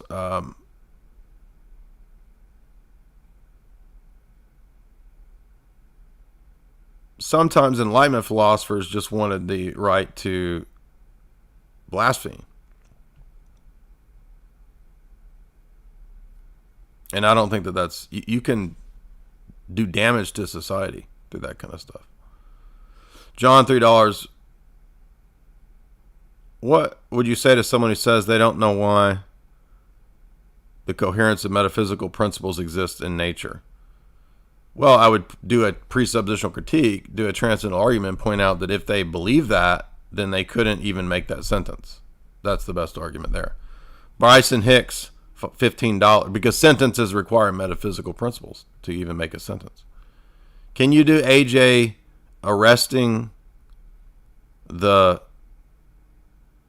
fired and disgraced boss Bruce Springsteen? I love you, Jay, and I hope this sideshow brings you many super chat bucks. Well, since you gave me $15, Folks, I've got him right here. We finally arrested one of the major culprits of the New World Order. It is the boss himself. The major boss, the Don, Bruce Springsteen. His glory days are over, folks. And little girls, your daddy gonna go and leave you all alone. I got a bad desire. Ooh, I got fired. There you go. See what you get for $15. Who can beat that? Orthodoxy Chloroquine, $25. Part 1 of 2. Speaking of revolution, does this tie into your last show, Two Paths by Michael Welton? The first revolution was papalism. Yes, that was a great point, that during the Gregorian 1000s, 1100s reform period, that's a major revolution in Western society. And so you could actually make the papacy the purveyor of original revolutionary thought. Vatican I just guarantees the total destruction of tradition and not its security. Exactly. Yeah, that's the great insight of that book. Everything's subject to the taste of the immediate reigning pope. Exactly. Truth is not preserved, it's relativized, because each pope can nullify the decisions and attitudes and decrees of his predecessors. So that doesn't preserve tradition, it relativizes it. Frankie D, $5. When we were talking about metaphysics, does that map onto what Jordan Peterson says, that these things are more real than meal, more real than meal, more real than real, more human than human. Transcendentals would be more real than even what we perceive to be real, like a rock. Well, they're a different kind of thing, but they're not more real than rocks. I mean, things that have existence exist just as much as the transcendental categories exist, but transcendental categories exist in a different way, and they're more fundamental. But that doesn't mean that they have more existence. So, no, I would disagree with trying to squeeze it into a chain of being analysis. But it depends on in what sense he means it. Depends on what you mean, right? Because he might mean what I say. He might mean that transcendental categories undergird or are presupposed in knowledge or predication. But that doesn't mean they're more real in a literal sense. But if he means that they are more fundamental, then yes. In that sense, yes. Palantir, $2. I feel like hardly anybody calls out proponents of quantum theory and that smuggle metaphysics into science with sleight of hand. Yeah, we've talked about that for a long time. Right? We even going all the way back to Chris and John back on them old HBC days where we talked about quantum foam. That was exactly what we were saying 5-6 years ago on those podcasts. This is the ultimate form of materialists having their cake and eating it too. Yeah, that's exactly the jokes that we made 6 years ago, 5 years ago on HBC. Well, Emmanuel, $5. Either we are so dumbed down or I'm lazy and stupid or both. I already forgot most of these errors despite me thinking that I understood that you explained them. Well, go eat a steak. That's all I can tell you. Maybe you'll be smarter if you eat a steak. By the way, we'll go to the open forum here over on Twitter Spaces, and we'll let all my beloved Twitter goobers goober on. Goober on. Job, $5. What are your thoughts on dualism proponents using Isaiah 45:7 to argue that God created good and evil? That's really dumb. I mean, people don't understand figures of speech and language. Okay, that's just a figure of speech saying that if storms, wars, destruction happens in a city, it's still within divine providence. It doesn't mean that evil has an ontological existence. Okay, so it's just really stupid. I form the light and I create darkness. I make peace and I create calamity. Exactly. The verse itself tells you what is meant by darkness, what is meant by, quote, evil there. Right? So in Scripture, evil is used in different ways. Sometimes it means a privation, a lack of a good. Sometimes it means a natural disaster or calamity. Sometimes it's referring to moral evil, murdering people, doing something bad. Okay, so it doesn't always mean the ontological existence of some actual being or force. Rolf Stakes, $10. Glory to God.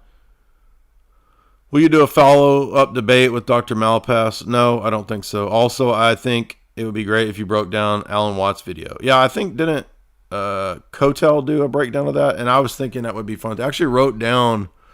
I never heard Alan Watts, so I don't know. Not Alan Watt, Alan Watts. So I listened to an Alan Watts video the other day.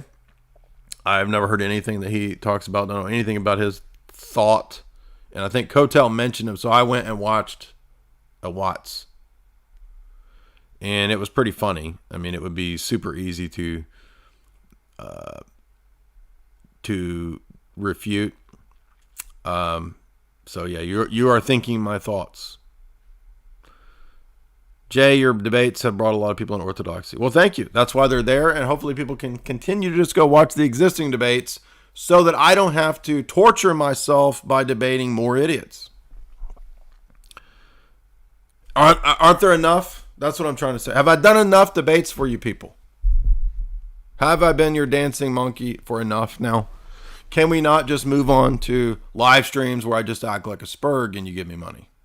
Do I have to torture myself with hearing the same stupid arguments that I've heard for 20 years?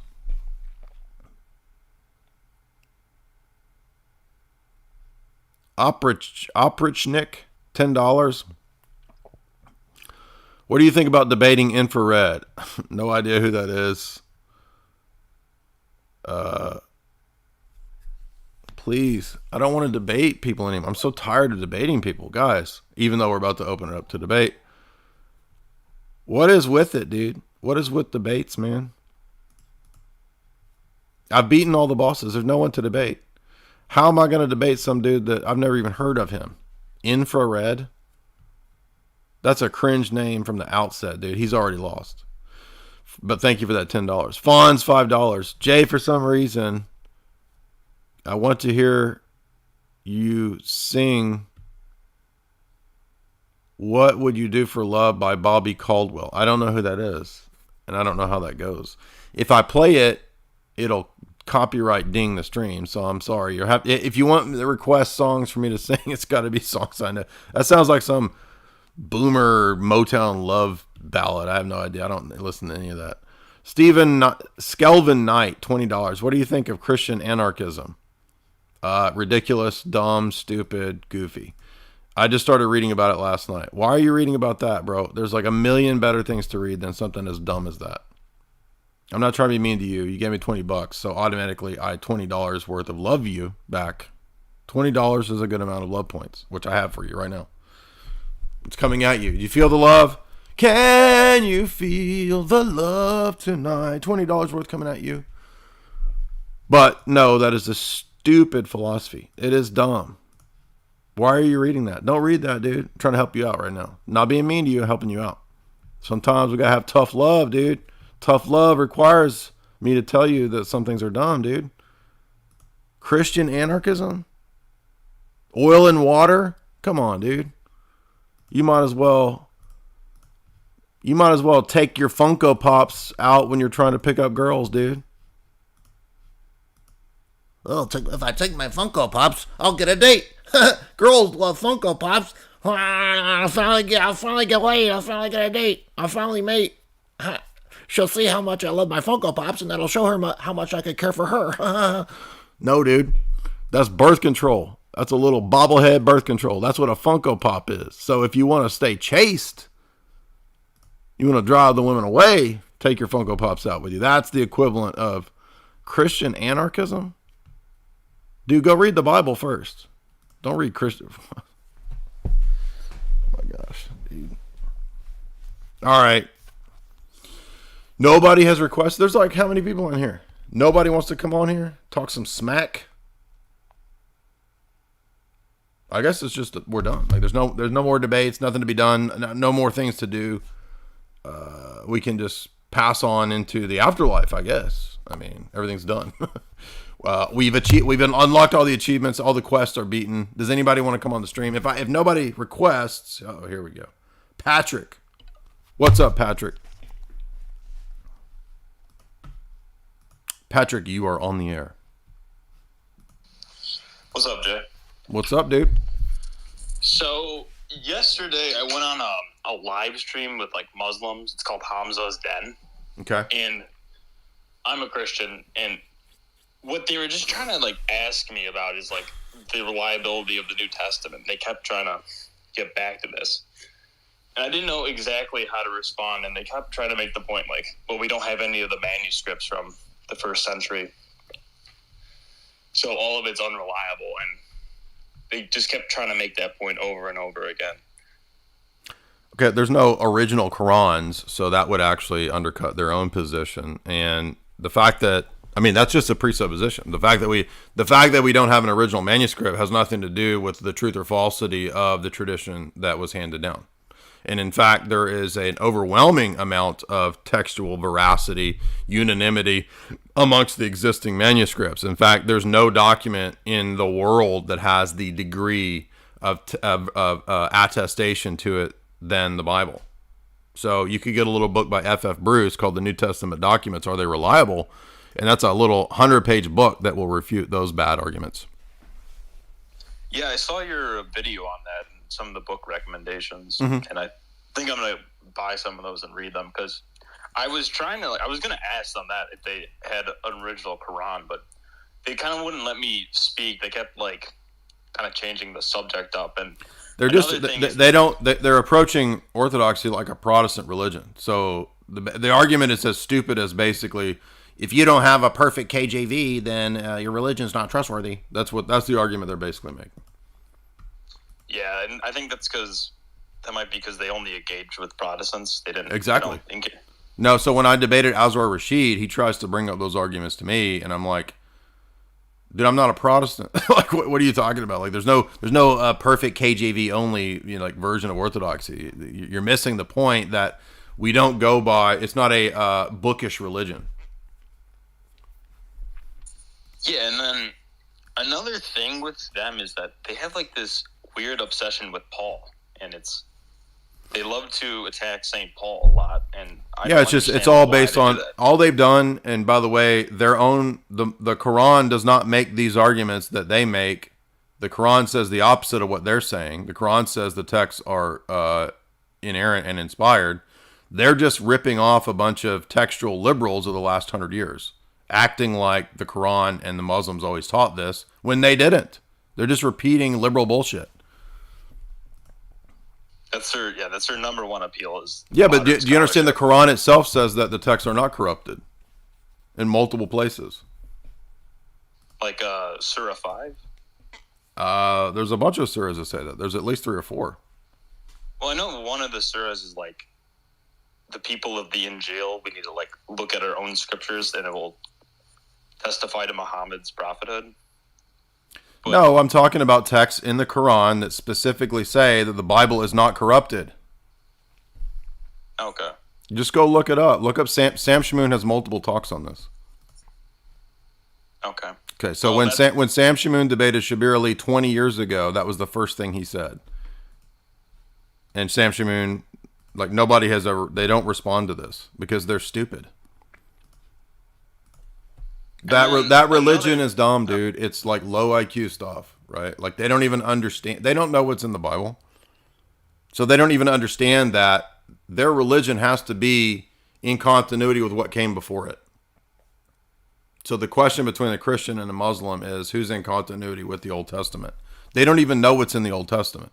So they don't even know that they're not in continuity with the book that they claim is the original revelation of their religion. So that's the easiest way to refute Islam, is to say you're not even in continuity with the teaching of the prophets and the law of Moses.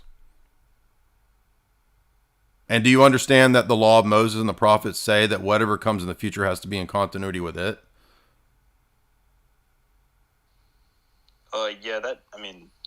They don't really have like, they kind of like the only thing they go to the Old Testament about is where it says the Lord is one.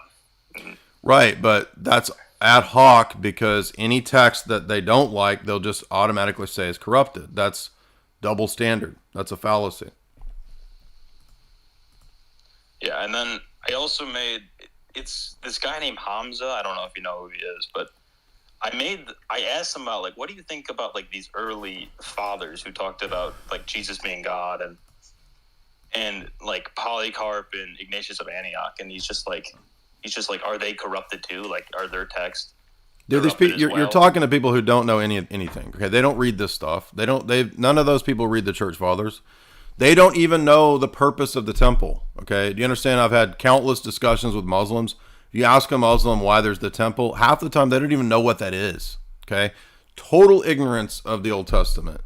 And that's the best way to combat Muslims, is to actually know what's in the Old Testament. Because you can see, if you know the Old Testament, how out of continuity with the Old Testament their religion is. They don't even know half the time that there's a temple. So you ask them, why did God institute a temple? They don't even know what you're talking about. Okay, well, thank you, Jay. That's all that I have. All right.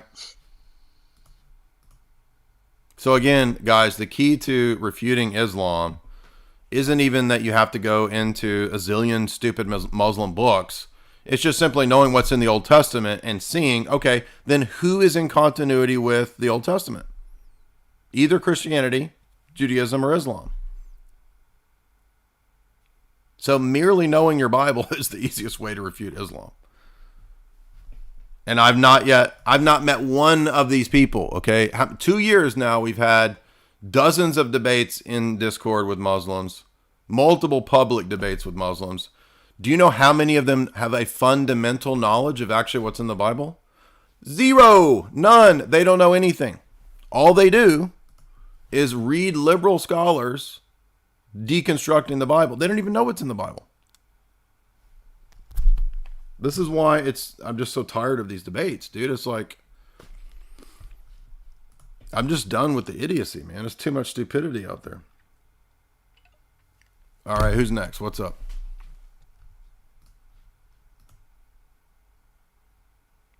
You're on air.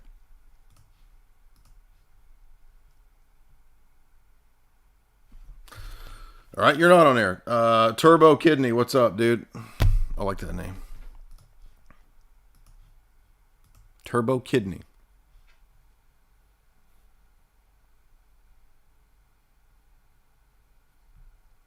All right. So, Hello, can you hear me? yeah, what's up, dude? Are you the Turbo Kidney?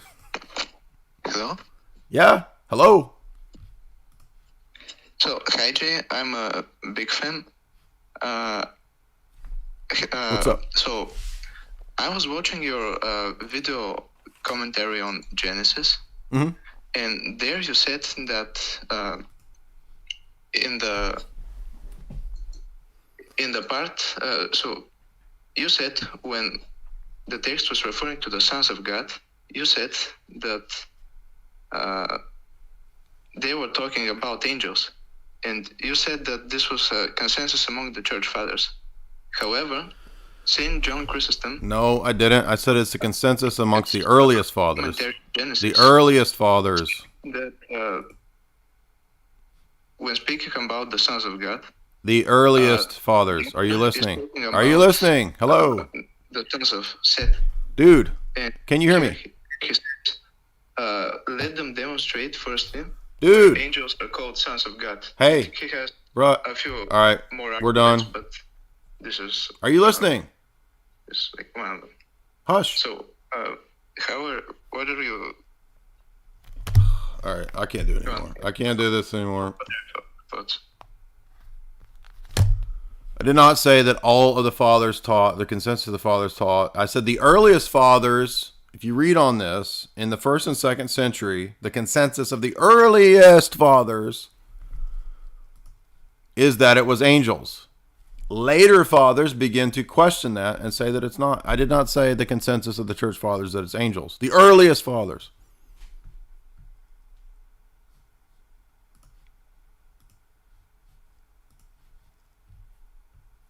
I'm well aware that later fathers doubt that. So what?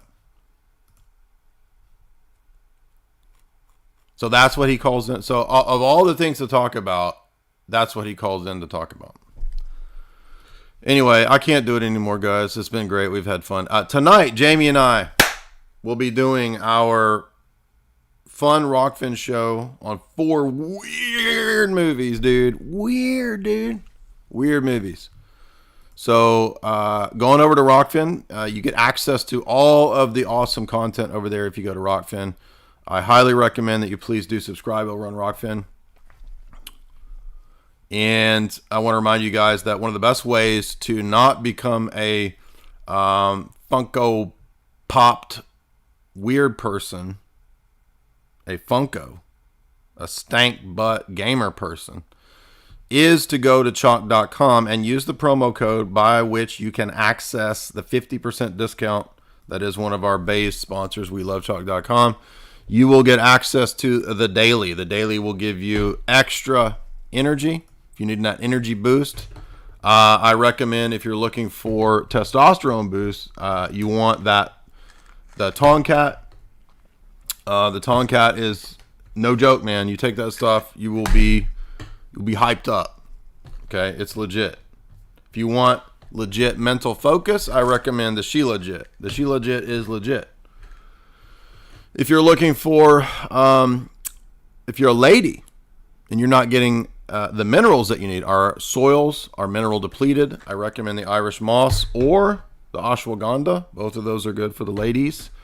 If you just want to boost your general energy output, the Action 2.0. So they got a whole wide breadth of organically sourced adaptogens, organically sourced rainforest source, totally purified, 100% purified ingredients, all directly sourced from the rainforest, all 100% organic.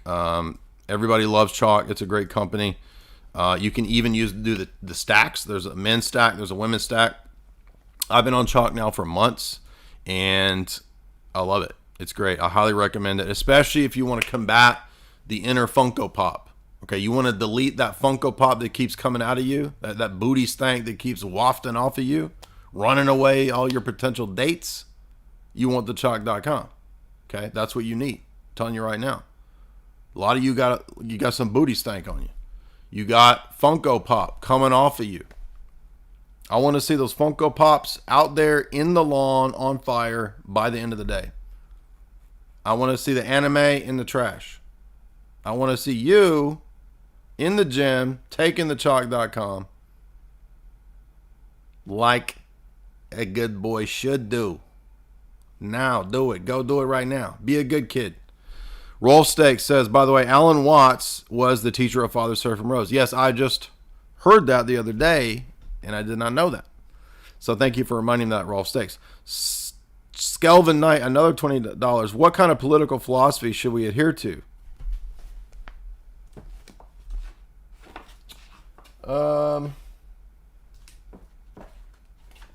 Bro, you need to wake up from that Christian anarchism and go read something like this. Reflections of a Russian Statesman by Konstantin Pabyanatsev. So you basically are in the exact opposite wrong position. So go read that. But thank you for that $20. Much appreciated. By the way, I'm not trying to insult you. We love you. You've sent me $40 now. So my love actually just now doubled for you. So the more that you send the money, that's the love points. Hey, I love you more, dog. So I recommend Reflections of the Russian Statesman. You can get that book free. Well, it's not free, but it's cheap. Anyway,